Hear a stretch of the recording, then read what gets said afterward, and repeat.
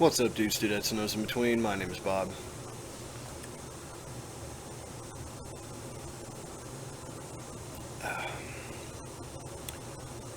If you stopped by either of my channels in the past couple of years, you'll know that I'm very laid back. I'm very sort of go with the wind, drifter, kind of. Like I said, very relaxed, very laid back. I love to have fun. I love to play video games. I like to talk with other people. I like to see how they tick. When I'm playing a game, I like to get under their skin so that I have an advantage. When I'm not playing a game, I just want to see how they work. So let me give you some insight onto how I work. The title of this video is Inside the Mind of a Sociopath. I'm a sociopath. One thing that I actually pride myself on a lot is the ability to act.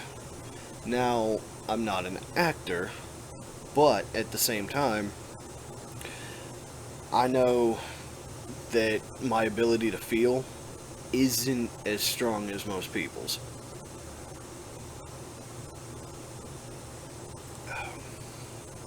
I remember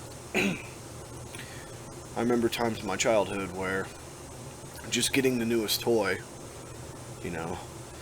got me all kinds of excited, and I felt so many things. And it's mostly gone now.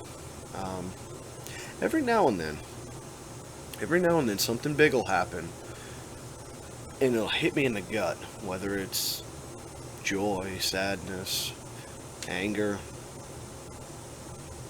whatever the case. So, I know why I'm sociopathic. The term sociopath is a legal term, if you want to call it that.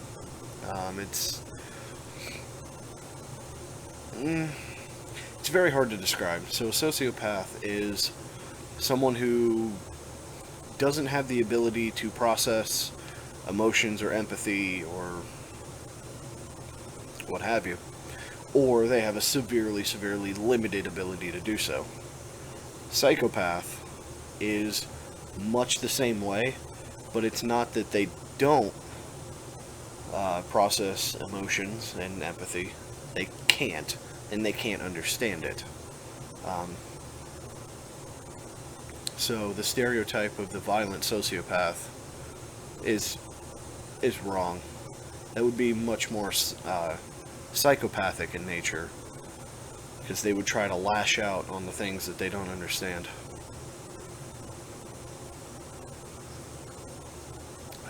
So like I said, I'm a sociopath. I can feel. I can. Not very much.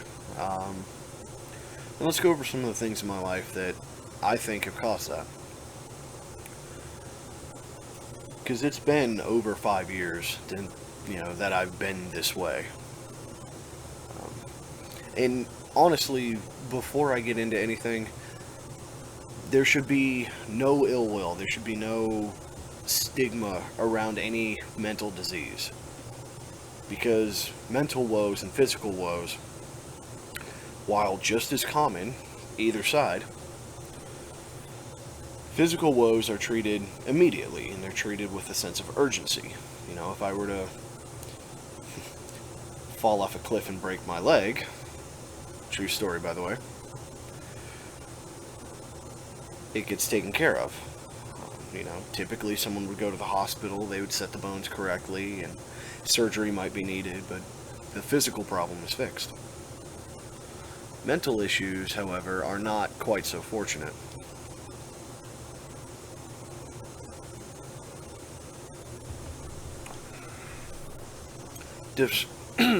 Excuse me. Depression especially.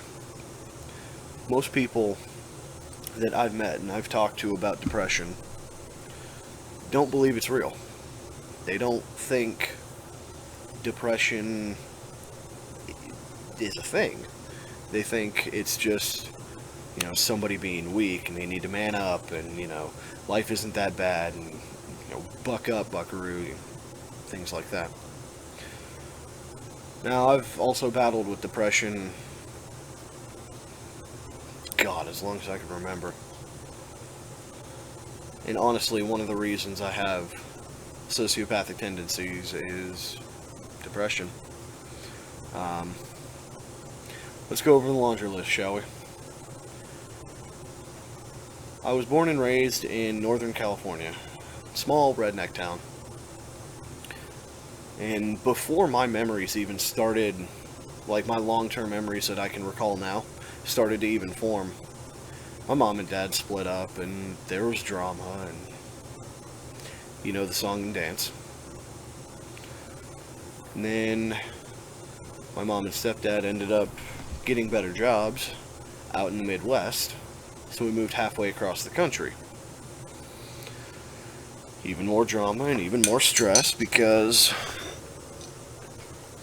I used to see my dad every other weekend, and I used to see him every single summer. Well, then it was just summers. Then it was just every other summer. Pretty soon it was never.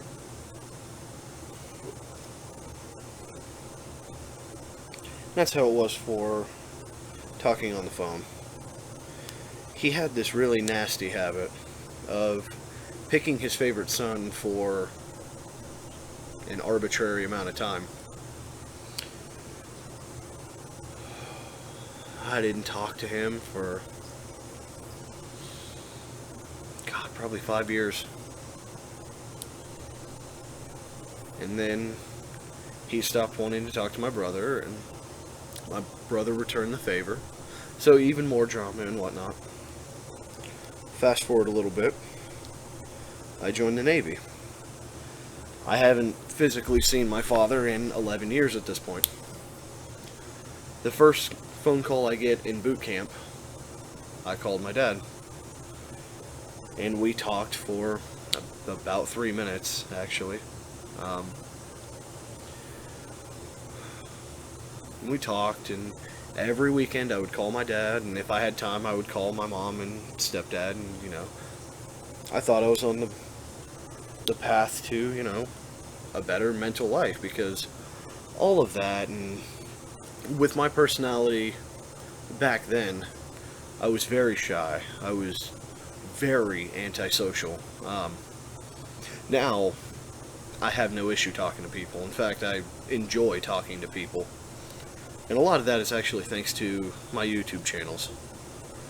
Because I originally started my first gaming channel just to learn how to talk to people.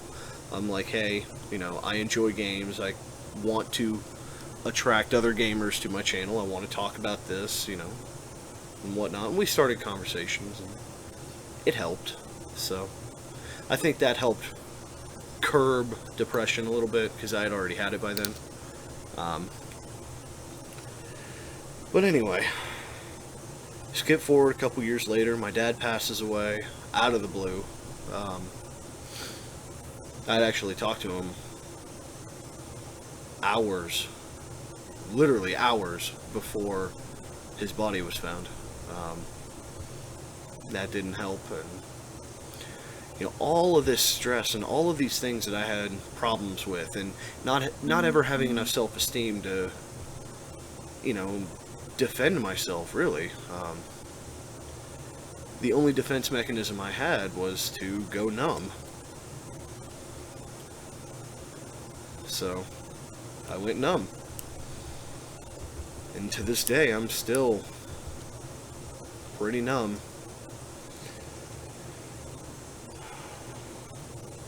There's only one time that I'm truly not numb, and that's during a depression attack. So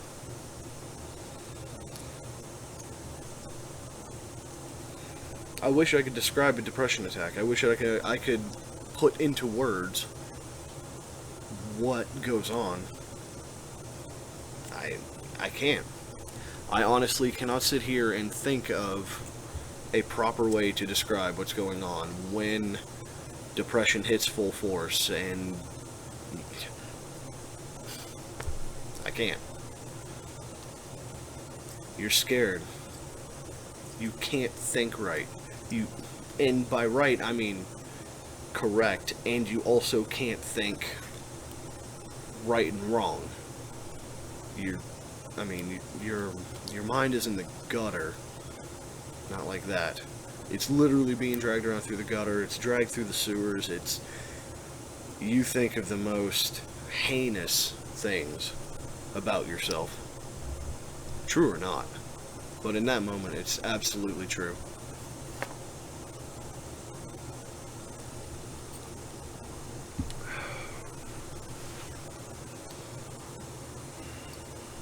I've had friends that aren't with us here today. I had one where I was a sophomore in high school, and he was also a sophomore.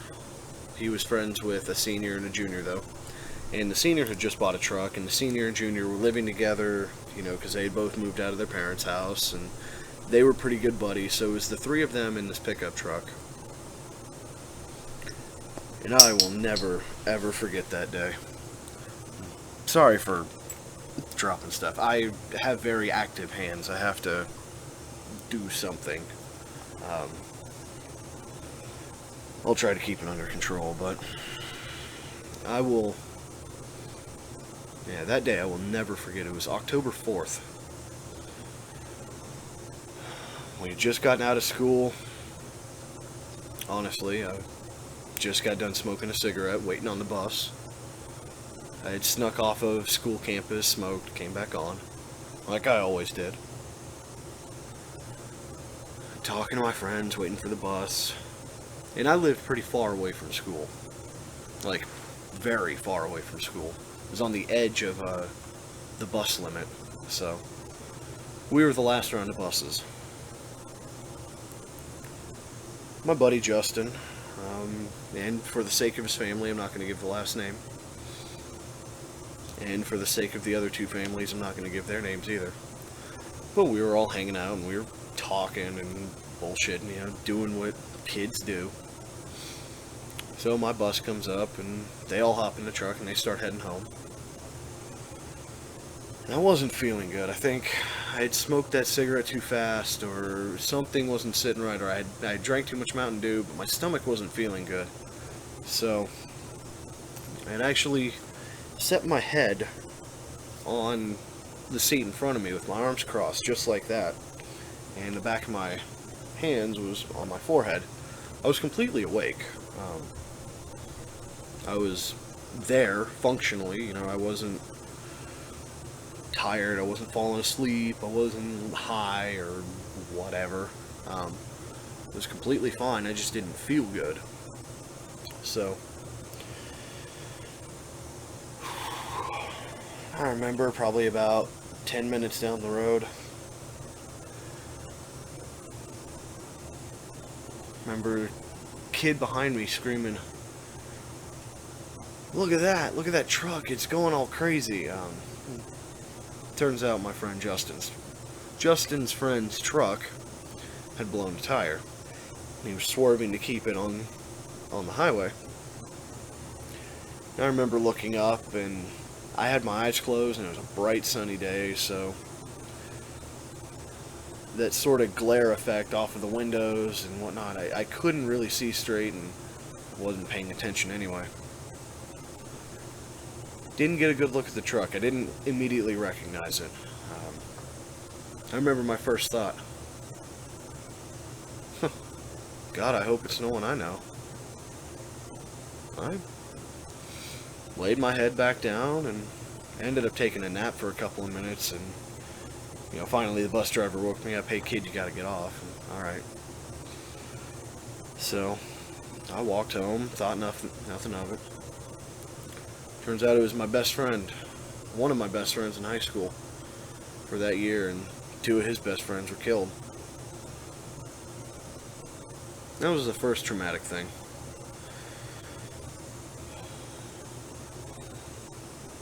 I'd say the second one was after I had joined the Navy. When I was in Naples, Italy, I was part of what's known as the Auxiliary Security Force. Now, that's essentially base police. I am essentially a cop temporarily, like 2 days out of the month, and then we had a training day, so 3 days out of the month I was a police officer. My normal job was a computer technician. And I'd gotten to know the 4 different watch sections pretty well. They had 2 on days, 2 on nights, and they would switch on and off. Really good buddy of mine,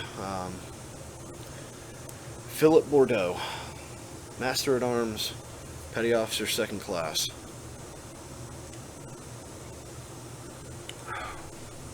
He ended up getting into a car wreck himself. Killed immediately. And I forget where he was going, but he offered a ride, in case I wanted to go.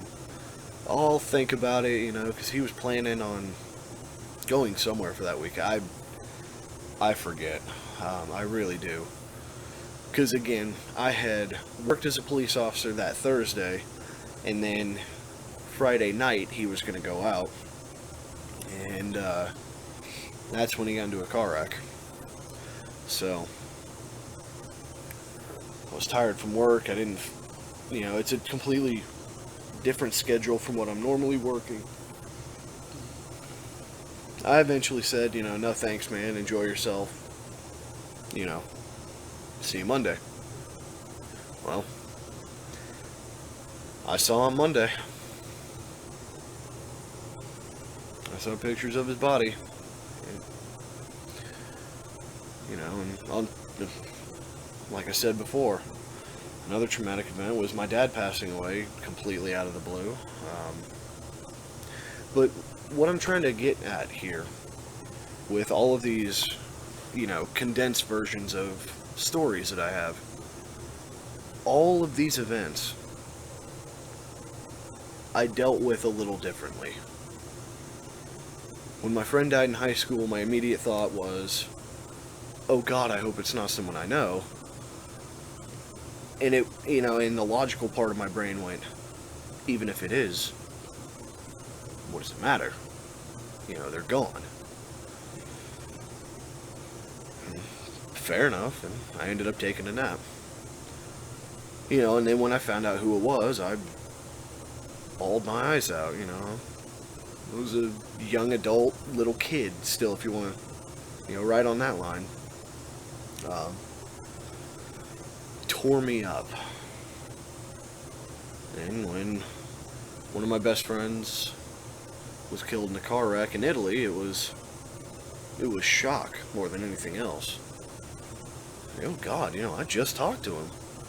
I was supposed to go wherever the hell he was going, I should have been with him. And it's not even like a survivor's guilt kind of thing. It was, fuck, that could have been me. And then with my dad dying was just, fuck. Fuck, man. Because throughout all these things that I've been through in my life, and, damn near going to prison a couple of times, and not having a perfect life, not having a bad one by any means, but a lot of shit happened. Honestly, a lot of shit that happened and has made me a stronger person today. But up until that point, my dad was really the only person I trusted in my life. So I'd been backstabbed by everybody. Literally everybody.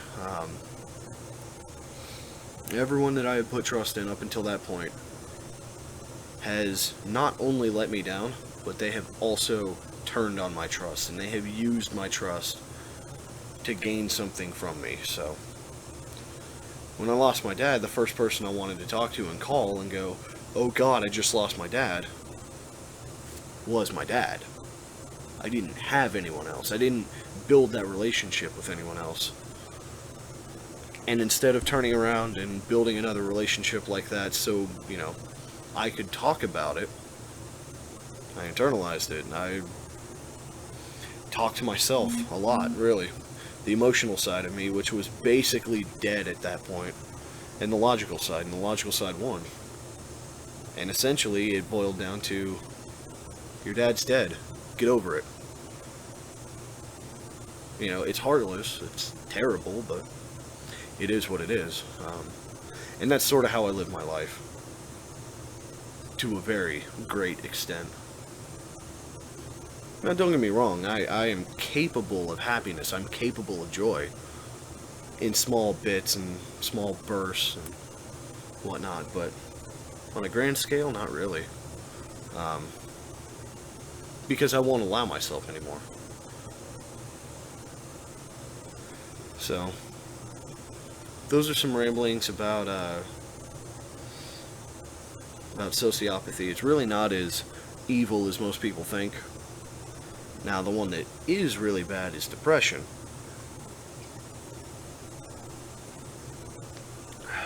I need a new beer. But depression, and I'll very quickly go over it because I want to stay under about half an hour on this video, is if you've ever bottled up an emotion, again, whether it's anger, joy, sadness, fear, anxiety, anything, if you boil a pot of water and you keep the pot covered, eventually the top's going to blow off. And I think that's really how I developed depression. Because, it was more than just those people dying in my life. And, like I said earlier, I fell off a cliff when I was a kid, and I'm in constant physical pain.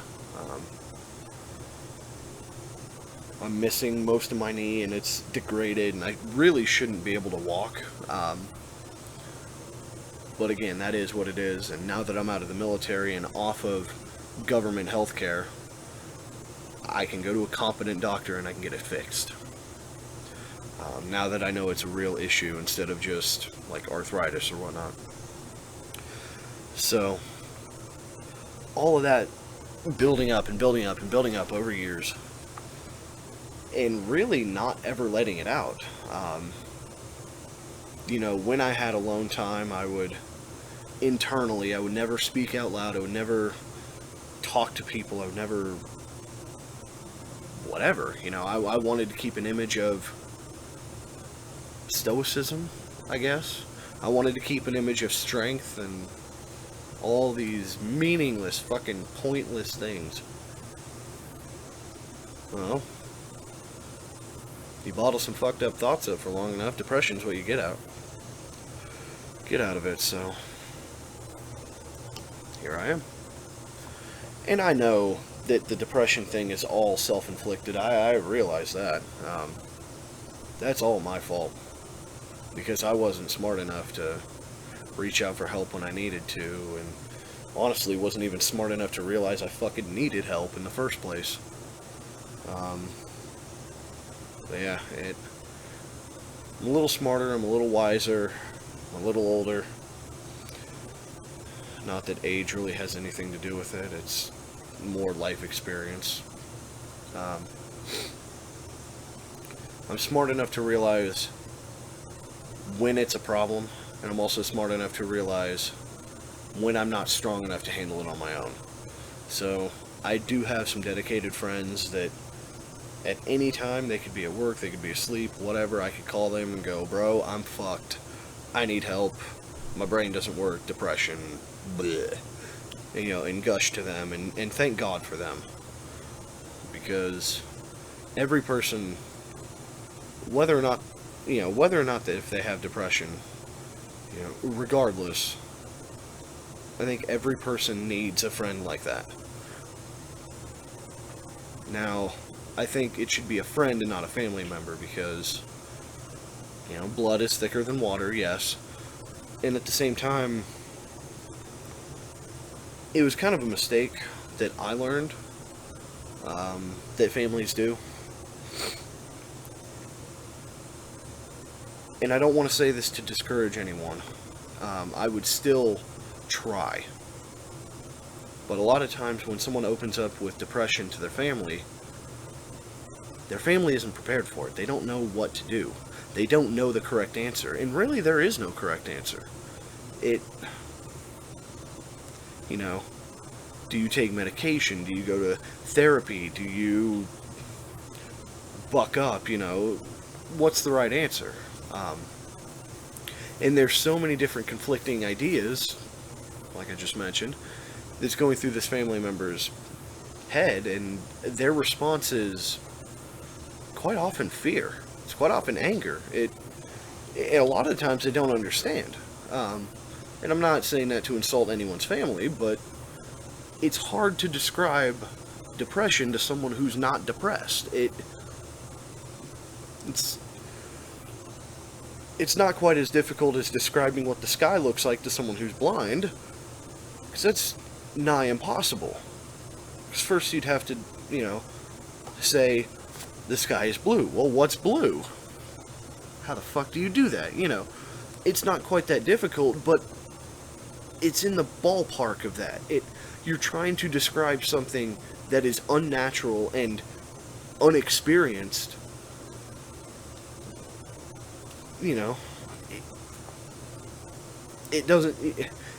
It's hard. It's really difficult for you to describe a depressive scenario in a way to a person that doesn't have depression, to where they go, I get it.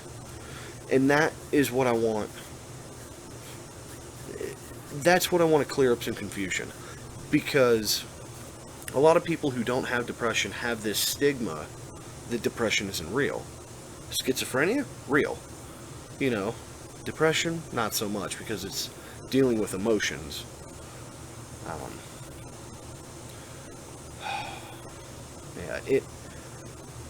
I wish I had more time to talk about it. I wish I had years, I wish I could go up in front of a crowd of people and go, I am depressed, I am alcoholic, I am sociopathic, none of these things are wrong. Because they aren't. Sure, one could argue that alcoholism is wrong because it damages your body and whatnot, but if you don't hurt anyone else, what does it matter? I don't know. That's really all the time I got for this. I know it's been kind of a rambly video, but there's just been a lot on my mind lately, and I think since I'm back in the United States and not overseas with my friends that I could talk to, on the regular, it's been a little hard to contact them and go, hey, I need to get some shit off my chest. And what better way to do it? So, thank you for listening to my ramblings, if you made it this long. If you made it this long, I applaud you. I commend you totally. Because well, you watched the damn video, But anyway, that's all the time I got for this one. I'm going to leave a link in the description below to the Depression and Bipolar Awareness Foundation, to their charity, to where you can donate money to them. I don't know if I said the name correctly. The link will be in the description. It will be correct. I know that for a fact. But if you want to help someone who's depressed, listen to what they have to say. Speak from your heart. Tell them, look, man, woman, in between, Z, whatever. If you need help, I'll help you. Because true strength isn't being able to carry the world on your shoulders. True strength is knowing how much of the world you can carry on your shoulders, and knowing when to ask for help, and being able to ask for help. And with that, I will see you, and I am out. Have a good night, everyone.